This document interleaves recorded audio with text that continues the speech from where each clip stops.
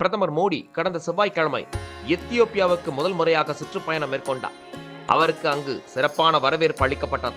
கிழக்கு ஆப்பிரிக்கா நாடான எத்தியோப்பியாவின் நாடாளுமன்ற கூட்டத்தில் பிரதமர் மோடி நேற்று பங்கேற்று உரையாற்றினார். பிரதமர் இதுவரை உலகளவில் 17 நாடுகளின் நாடாளுமன்றத்தில் உரையாற்றியுள்ள நிலையில் இது அவருக்கு 18வது நாடாளுமன்ற உரையாகும். பிரதமர் மோடி பேசியதாவது, எத்தியோப்பியா ஆப்பிரிக்காவின் முக்கிய நுழைவாயிலாக உள்ளது. அதே சமயம் இந்திய பெருங்கடலின் இதயமாக இந்தியா உள்ளது. இந்த நிலையில் பிராந்திய அமைதி, ஒருங்கிணைப்பு, பாதுகாப்பு ஆகியவற்றில் நாங்கள் இயல்பான கூட்டாளியாக செயல்படுகிறோம். இந்த ஆண்டின் தொடக்கத்தில் பாதுகாப்பு ஒத்துழைப்பு ஒப்பந்தம் கையெழுத்தானதன் மூலம் பரஸ்பர ஒத்துழைப்புக்கான எங்களது அர்ப்பணிப்பு மேலும் வலுப்பெற்றது.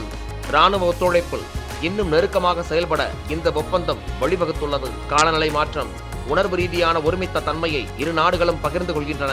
இரு நாடுகளின் மூதாதையர்கள் பொருட்களை மட்டுமன்றி கருத்துக்களையும் வாழ்க்கை முறைகளையும் பரிமாறிக்கொண்டனர். எத்தியோப்பியாவில் பல்வேறு துறைகளில் இந்திய நிறுவனங்கள் ரூபாய் 45,000 கோடிக்கும் அதிகமாக முதலீடு செய்து 75,000த்திற்கும் மேற்பட்ட வேலைவாய்ப்புகளை உருவாக்கியுள்ளன. இந்த நிலையில் இருதரப்பு உறவை மேலும் வலுப்படுத்த நாங்கள் உறுதி பூண்டுள்ளோம் என்றும் பிரதமர் மோடி பேசியுள்ளார்.